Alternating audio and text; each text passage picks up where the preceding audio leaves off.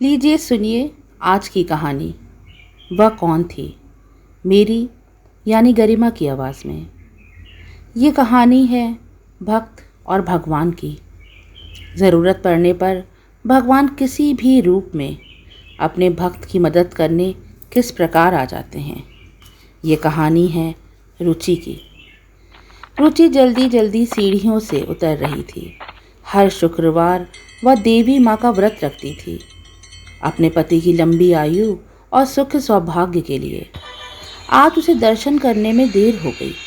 Traffic बहुत ज़्यादा था और उसे जल्दी घर भी पहुंचना था। उसके हस्बैंड विपिन वापस आने वाले थे। तभी उसने देखा कि एक लाल साड़ी पहने औरत दर्द से करा रही है। उसके आसपास कोई भी नहीं था। कोई मदद कर दो। रुचि ने जब उसे इतनी तकलीफ में देखा तो उससे रहा नहीं गया। वह उसके पास पहुंच गई। उस औरत ने बताया कि वह सीढ़ियों से गिर गई और शायद उसके पैर की हड्डी टूट गई है। रुचि ने जब उसके पैर देखे तो उसमें बहुत सूजन आ गई थी। वो समझ नहीं पा रही थी कि वो क्या करे। एक तरफ उसे घर जाने की जल्दी थी तो दूसरी तरफ दर्द से कराहती वह लड़की। रुचि ने जल्दी से कैब बुक की और पास के एक हॉस्पिटल में उसे लेकर चली गई। जब डॉक्टर उसे देख ही रहे थे तभी उसके पति विपिन का फ़ोन आ गया। कहाँ हो रुचि? क्या तुम घर पर नहीं हो? रात के 11 बज चुके हैं। तुम आखिर इतनी रात तक बाहर कर क्या रही हो? विपिन किसी काम से शहर से बाहर गए हुए थे और लौटकर घर आ रहे थे। रुचि अब परेशान होने लगी, वो क्या करे। तभी विपिन का फ़ोन फिर से आया। तुम कहाँ हो रुचि? तुम्हें पता है घर पर पुलिस आई है। पुलिस?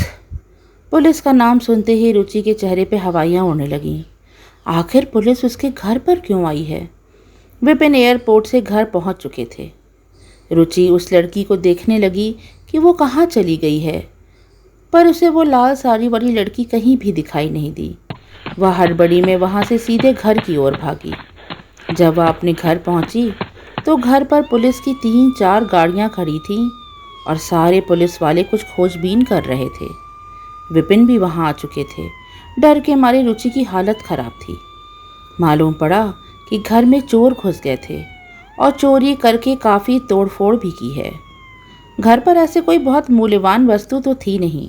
गहने जेवर सब बैंक में थे और कैश के यही कोई 10,000 से ऊपर न होंगे। चोरी करके उन्हें कुछ खास तो नहीं मिला होगा, पर हर कमरे का दरवाज़ा तोड़ा हुआ था, जैसे वो कुछ खोज रहे थे। विपिन के गुस्से की सीमा नहीं थी। वह जोर जोर से रुचि पर चिल्लाए जा रहा था। पुलिस वालों ने कहा, या तो अच्छा हुआ कि मैडम घर पर नहीं थी, नहीं तो जो गैंग इस तरह की चोरी करता है वह लूटपाट नहीं कर पाने पर घर के लोगों की हत्या कर देता है। भगवान ने आज इनकी जान बचा ली है। रुचि पल भर ठहर के सोचने लगी। अचानक उसे उस लड़की का मिलना, उसका हॉस्पिटल जाना, यह सब तो भगवान ने उसकी मदद की थी, नहीं तो ना जाने क्या हो जाता। शायद वह जिंदा भी नहीं होती। पर दूसरी तरफ विपिन, वो तो रुचि को कोसे जा रहा था। रुचि की वजह से घर का कितना नुकसान हो गया। अगर वह घर पे होती तो शायद चोर घुसने की हिम्मत ही ना करते। पर अगर वो घर पर होती तो क्या कुछ नहीं हो सकता था उसके साथ? क्या विपिन का गुस्सा जायज़ था या इसके पीछे कोई राज छिपा था? दिन बीतने लगे पर विपिन का गुस्सा कम होने का नाम ही नहीं ले रहा था। रुचि जितना भी प्रयास करती, विपिन इसके विपरीत उतना अधिक रूठ जाता। वह उसकी पसंद का खाना बनाती, सब कुछ उसकी मनमर्जी का करती, तब भी वह उससे नाराज़ ही रहता। विपिन ने एक बार भी यह नहीं पूछा कि अगर उस रात रुचि घर पर होती तो उसकी जान को कितना बड़ा खतरा था। यह बात रुचि को मन ही मन बहुत सता रही थी। एक सप्ताह बीत गया। आज फिर से रुचि का व्रत था। शाम को उसे मंदिर जाना था। शायद आज विपिन का गुस्सा भी कुछ कम था। उसने हंसकर रुचि से बात भी की और साथ ही अपनी गाड़ी से उसे मंदिर जाने को कहा। रुचि हर काम जल्दी जल्दी कर रही थी क्योंकि वह नहीं चाहती थी कि इस बार फिर से उसे देर हो जाए और विपिन फिर से उससे नाराज़ हो जाए। बड़ी मुश्किलों से उसने विपिन के गुस्से को कम किया था। शाम की आरती के वक्त जब रुचि के पीछे पलटी तो वही लाल साड़ी वाली लड़की अचानक ना जाने कहाँ से उसके सामने आ गई। वह मुस्कुराकर रुचि को धन्यवाद देने लगी और उसे अपने आलिंगन में बांध लिया और बोली, हमेशा खुश रहो दीदी, तुम ना होती तो मेरी मदद कौन करता उस दिन। कहकर उसने रुचि के हाथों में प्रसाद की एक पुड़िया थमा दी। रुचि ने हंसकर उससे पूछा कि अब उसका पैर कैसा है, उसकी हड्डी तो नहीं टूट गई थी कहीं उस दिन। उसने बताया कि नहीं, सिर्फ हल्की सी मोच थी, अब उसे काफ़ी आराम है। रुचि जल्दी जल्दी सीढ़ी उतर के गाड़ी के पास पहुंची तो वह देख के दंग रह गई कि गाड़ी के दोनों टायर पंचर थे। वह घबरा गई कि अब क्या होगा, कहीं उसे देर हो गई तो। उसने जल्दी से विपिन को फ़ोन किया, पर विपिन का फ़ोन तो व्यस्त था, वह किसी से बातें कर रहा था। रुचि ने आसपास नज़र दौड़ाई तो उसे पास में ही एक पंचर बनाने वाला दिखाई दिया। वह भागकर उसके पास गई और बहुत मिन्नतें की कि जल्दी से उसकी गाड़ी का टायर ठीक कर दे। उसने कहा कम से कम 1 घंटे का समय तो लग ही जाएगा। रात के 8 बज चुके थे। उसने फिर से विपिन को फ़ोन किया। इस बार विपिन ने फ़ोन उठाया और कहा कि क्या तुम गाड़ी में बैठ के अभी तक घर के लिए नहीं चली। रुचि ने सारा हाल कह सुनाया। विपिन गुस्से से आग बबूला हो गया। उसने कहा तुरंत टायर ठीक कराओ और फ़ौरन घर आओ, मैं घर पहुंच रहा हूं। रुचि घबरा रही थी। बाहर रात होने पर सड़क सुनसान हो जाती है। तभी पीछे से किसी ने उसे आवाज़ दी। वो तो उसके वीरू भैया थे, उसके मामा के लड़के। उसे देखकर रुचि इतना खुश हो गई कि उसकी आंखों से आंसू छलक गए। वह अपने परिवार के साथ देवी माँ के दर्शन करने आए थे। उन्होंने कहा कि वो रुचि को घर छोड़ देंगे, अकेले इस रास्ते पर जाना ठीक नहीं है। उनके साथ ड्राइवर था जो उनके परिवार को घर ले जाएगा। वीरू भैया ने जैसे ही गाड़ी स्टार्ट की कि एक काली बिल्ली रास्ता काट गई। उन्होंने जल्दी से ब्रेक लगाया पर गाड़ी के ब्रेक फेल थे। उन्होंने जल्दी से हैंड ब्रेक लगा के गाड़ी रोकी और वह बहुत चौंक गए। उन्होंने रुचि से पूछा कि वह किस तरह गाड़ी चलाकर यहाँ तक आई थी और उसने बताया कि आते वक्त तो गाड़ी बिल्कुल ठीक थी, न जाने अचानक ब्रेक कैसे फेल हो गए।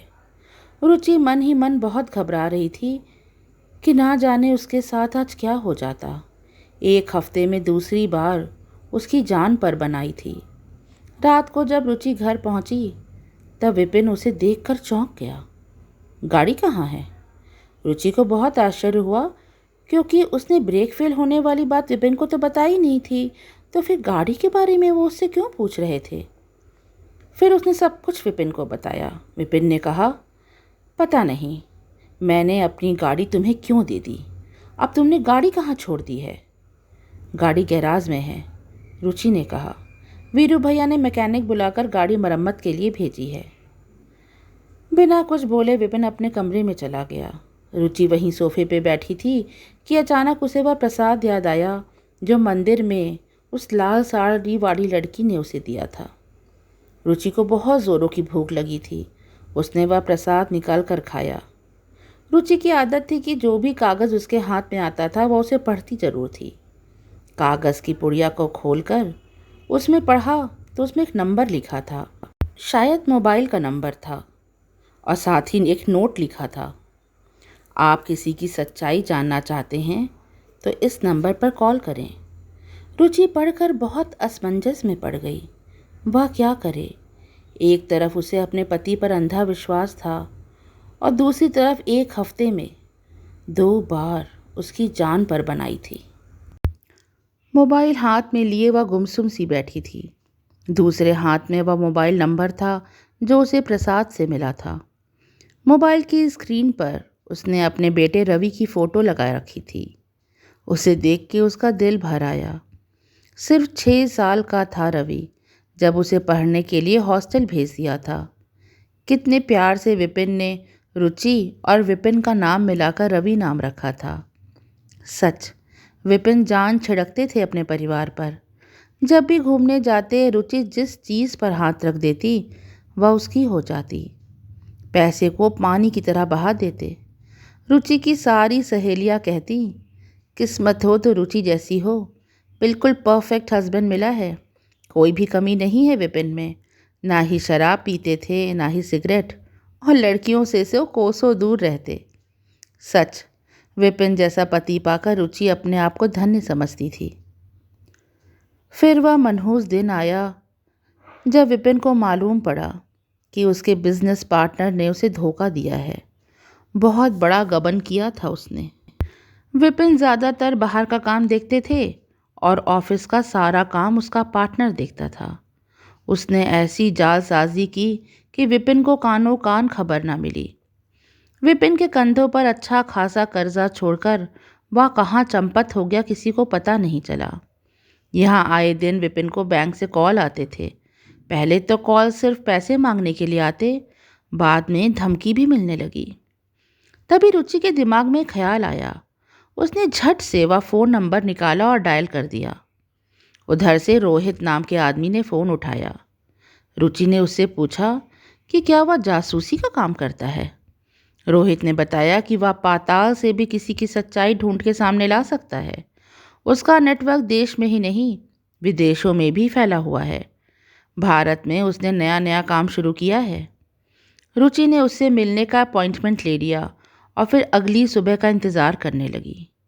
तभी ऊपरी मंजिल से खटखट की आवाज़ आने लगी, जैसे कोई दीवार पे बहुत ज़ोर ज़ोर से कुछ मार रहा हो। रुचि बेतहाशा दौड़ते हुए ऊपर गई। जो नज़ारा उसने देखा कि उसकी आंखों पे विश्वास नहीं हो रहा था। विपिन अपना सर जोर जोर से दीवार पे मार रहा था और उसके सर से खून बहने लगा था। रुचि ने भाग के विपिन को बिस्तर पे बैठाया और पट्टी की। विपिन बहुत ज़ोर ज़ोर से रोए जा रहा था। मैं बर्बाद हो गया रुचि, तुम मुझे कभी माफ़ मत करना। मुझसे खराब पति तुम्हें कभी नहीं मिलेगा। मुझसे पाप हुआ है, पाप। रुचि ने विपिन को अपने सीने से लगा लिया, पर विपिन बहुत तेज़ी से रो रहा था। रो नहीं रहा था, वह चिल्ला रहा था जैसे उसने अपने पापों का प्रायश्चित करना हो। रुचि, मैंने तुम्हें मरवाने की कोशिश की थी, क्या तुम अब भी नहीं समझ रही हो? मैंने तुम्हें 2 बार मरवाने की कोशिश की, जिससे मुझे तुम्हारे बीमा के पैसे मिल जाएं।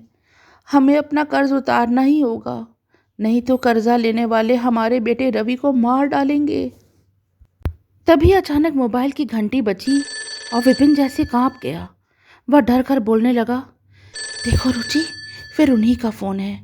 अब वो मुझे फिर से रवि का नाम लेके धमकी देंगे। मैं क्या करूं, मुझे कुछ समझ में नहीं आ रहा। रुचि बोली, फ़ोन मैं उठाऊंगी। विपिन रुचि का यह रूप देखे भौचक्का रह गया। उसमें एक गजब का आत्मविश्वास आ गया था। रुचि ने फ़ोन उठाया और बहुत तेज़ गरजते हुए बोली, आपको आपका पैसा 1 हफ्ते के अंदर मिल जाएगा। आप दोबारा यहाँ फ़ोन मत करिएगा। विपिन ने कहा, तुम समझ नहीं रही हो रुचि, 1 हफ्ता बहुत कम समय होता है, हम कुछ नहीं कर पाएंगे।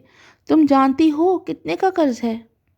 रुचि ने कहा, हाँ मुझे पता है, 10 करोड़ का कर्ज है, पर हम कुछ ना कुछ तो कर सकते ही हैं। अगर भगवान हमारी ऊपर कृपा करेगा तो 1 हफ्ते के अंदर हम सारा कर्जा उतार लेंगे। हम यह घर बेच देंगे। नहीं रुचि, यह नहीं हो सकता। यह घर, यह हमारे पुरखों की आखिरी निशानी है हमारे पास। इसे भी बेच देंगे तो हम रहेंगे कहाँ? रहेंगे तो तब ना, जब जिंदगी बाकी रहेगी। सबसे पहले हमें रवि के बारे में सोचना है। हम अपना जितना भी कीमती सामान है सब बेचकर पैसा इकट्ठा करना शुरू कर देंगे और देखना, देखते देखते सारा कर्जा उतार देंगे। आखिर बूंद बूंद से ही तालाब भरता है।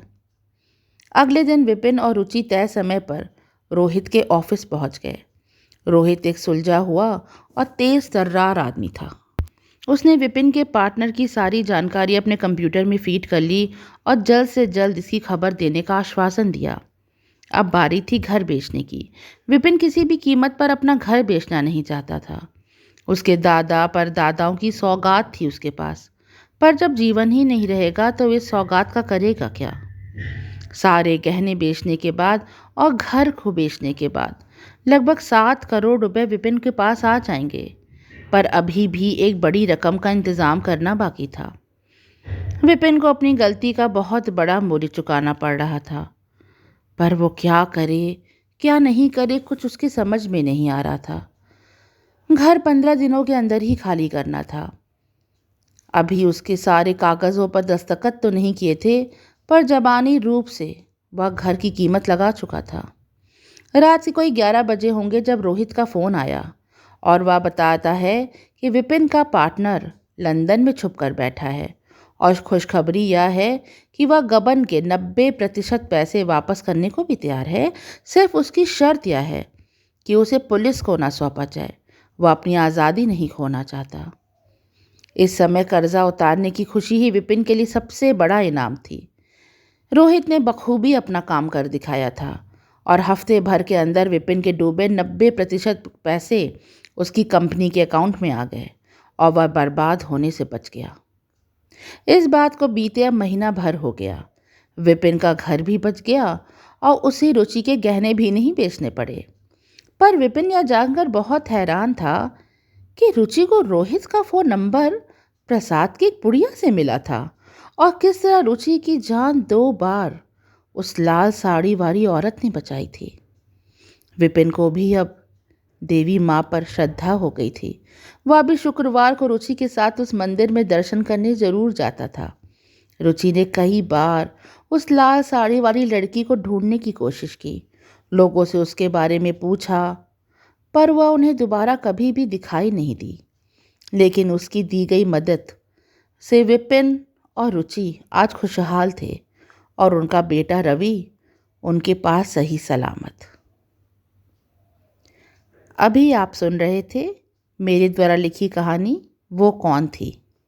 अगर कहानी अच्छी लगी हो तो लाइक करें और ऐसे ही दिलचस्प कहानियाँ सुनने के लिए मेरे चैनल लघु कृति को सब्सक्राइब करें। Bye for now.